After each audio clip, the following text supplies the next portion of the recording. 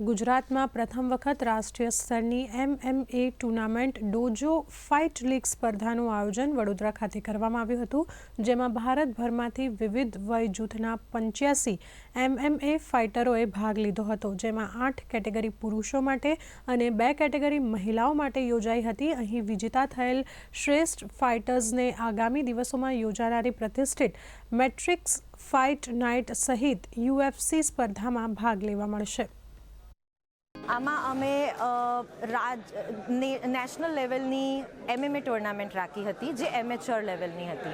એમાં 10 different કેટેગરીઝના fighters અને 2 કેટેગરીમાં છોકરીઓ હતા, ફિમેલ કેટેગરી હતી, અને બ્યુટિફુલ પરફોર્મન્સ। બધા એલિટ ફાઇટર્સ આખા ઇન્ડિયાથી ઘણા સારા ફાઇટર્સ જે સિનિયર્સ છે એમને પ્રદર્શન ખૂબ સારા ટેકનિકનું કર્યું। यहाँ पे मैं फाइट खेलने आया था और मैं अपने एक्सपीरियंस के लिए खेलने आया था। मैं 8 ईयर्स से फाइट कर रहा हूँ। हम यही बोलेंगे कि जितने भी एथलीट्स हैं उनको सपोर्ट करना चाहिए और बहुत ज़्यादा मेहनत करना चाहिए उनको, ताकि वो आगे बढ़ सकें। काफ़ी सारे फाइटर्स होते हैं, उनको बहुत स्ट्रगल करना पड़ता है और उनके पास बहुत सारी अपॉर्चुनिटीज़ नहीं होती हैं।